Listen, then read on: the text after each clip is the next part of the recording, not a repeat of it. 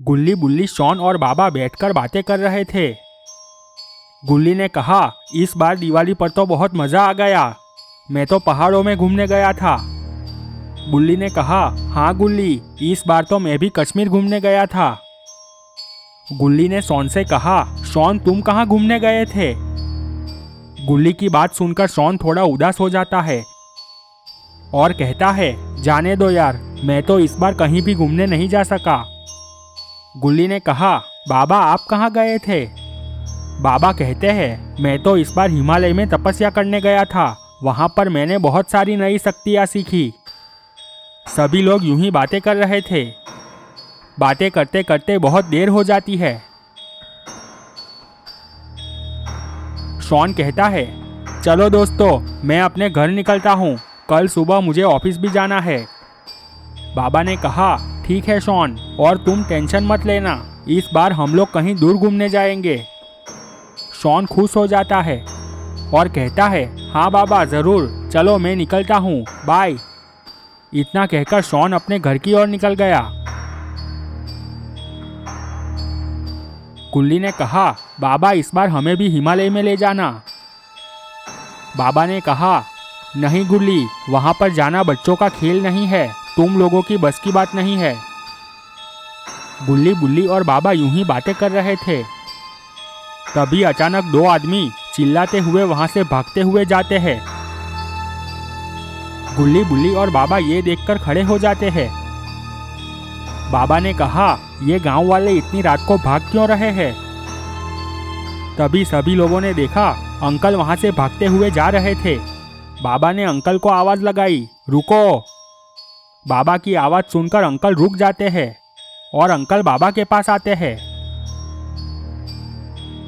बाबा ने कहा, ये सभी गांव वाले भाग क्यों रहे हैं? अंकल ने कहा, अगर जिंदा रहना चाहते हो तो आप लोग भी यहाँ से भाग जाओ, नहीं तो सभी लोग मारे जाओगे। बाबा ने कहा, क्यों, ऐसा तो क्या हुआ है गांव में? अंकल कहते हैं, हमारे गांव में ज़ॉम्बीज़ घुस आए हैं और वो सभी इंसानों को खा रहे हैं। मेरी मानो तो तुम लोग भी गांव छोड़ दो और यहाँ से चले जाओ, नहीं तो सभी लोग मारे जाओगे। इतना कहकर अंकल वहाँ से भागते हुए चले जाते हैं। अंकल की बात सुनकर गुल्ली और बुल्ली बहुत डर गए थे। गुल्ली ने कहा, चलो हम लोग भी यहाँ से चले जाते हैं। बाबा कहते हैं, तुम लोग शांत हो जाओ, हम लोग चलकर देखते हैं कि गांव वालों को कौन मार रहा है, मैं उसे जिंदा नहीं छोड़ूंगा। गुल्ली ने कहा, ठीक है बाबा।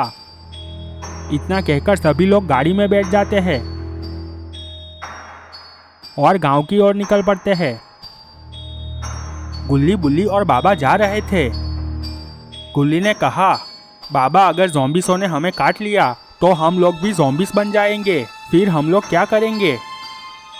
बाबा ने कहा, तुम लोग डरो मत, मैं तुम लोगों को कुछ नहीं होने दूंगा। बातें करते करते वो लोग जंगल में से जा रहे थे। उन लोगों ने देखा दो ज़ॉम्बीज़ रोड के बीच में खड़े हुए थे। बाबा अपनी गाड़ी रोक देते हैं। बाबा गुल्ली और बुल्ली नीचे उतरते हैं। बाबा ने कहा, तुम लोग कहाँ से आए हो और हमारे गांव वालों को क्यों मार रहे हो? बाबा की बात सुनकर दोनों ज़ॉम्बीज़ जोर जोर से हंसने लगते हैं।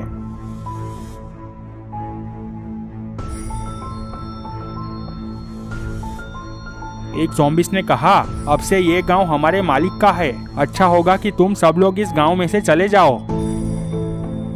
बाबा ने कहा, तुम लोग ऐसे नहीं मानोगे, अब तुम लोग मरने के लिए तैयार हो जाओ। बाबा गुल्ली और बुल्ली से कहते हैं, मैं तुम लोगों को सुरक्षा कवच में रख देता हूँ, तुम लोग कवच में से बाहर निकलने की गलती मत करना। गुल्ली और बुल्ली ने अपना सर हमें हिलाया। बाबा आंखें बंद करके मंत्र पढ़ने लगे। मंत्र पढ़ते ही गुल्ली और बुल्ली के आसपास सुरक्षा कवच बन जाता है और बाबा ज़ॉम्बीज़ों के पास जाते हैं और बाबा और ज़ॉम्बीज़ों की फाइट शुरू हो जाती है। ज़ॉम्बीज़ बाबा को नीचे गिरा देते हैं। बाबा फटक से खड़े हो जाते हैं, पर एक ज़ॉम्बीज़ दौड़कर बाबा को किक मारता है। बाबा वापस नीचे गिर जाते हैं। बाबा फिर से खड़े होते हैं।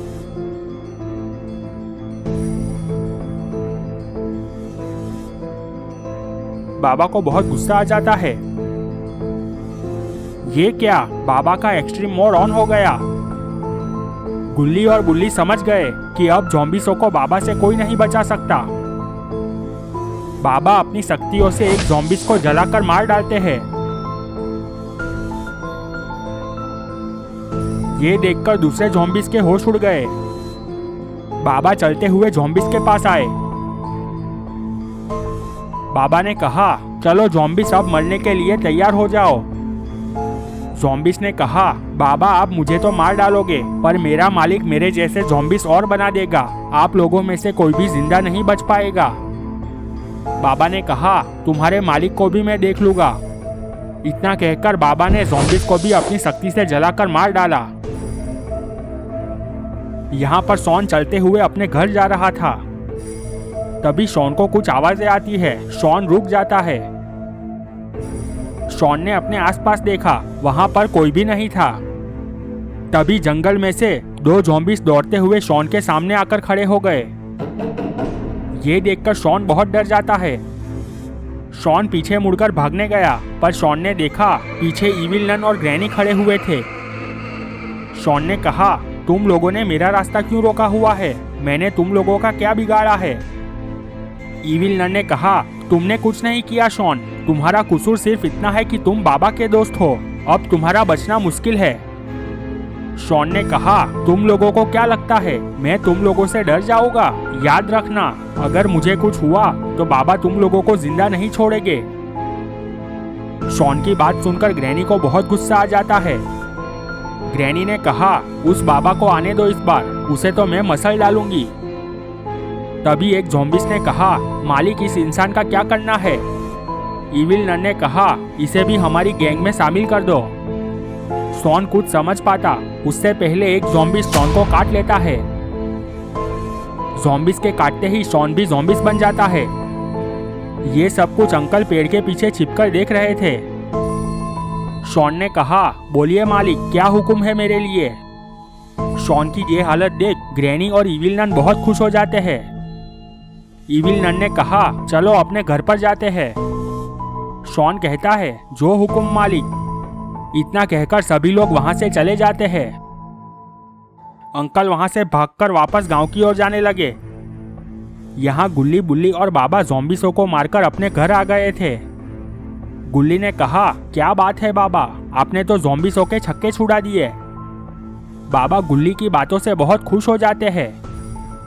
बुल्ली ने कहा, पर बाबा उन ज़ॉम्बीज़ों का मालिक कौन होगा? बाबा ने कहा, आने दो उन लोगों के मालिक को, उसे भी मजा चखाएंगे। सभी लोग बातें कर रहे थे। तभी अंकल दौड़ते हुए वहां पहुंच जाते हैं। अंकल को देखकर सभी लोग खड़े हो गए। बाबा ने कहा, अंकल उन ज़ॉम्बीज़ों को मैंने खत्म कर दिया, अब आप अपने घर पर वापस जा सकते हो। अंकल ने डरते हुए कहा, वो सब तो ठीक है, पर तुम लोगों का दोस्त शॉन बहुत खतरे में है। ये बात सुनकर सभी लोगों के होश उड़ जाते हैं। गुल्ली ने कहा, क्यों, शॉन को क्या हुआ? अंकल सभी लोगों को पूरी बात बताते हैं।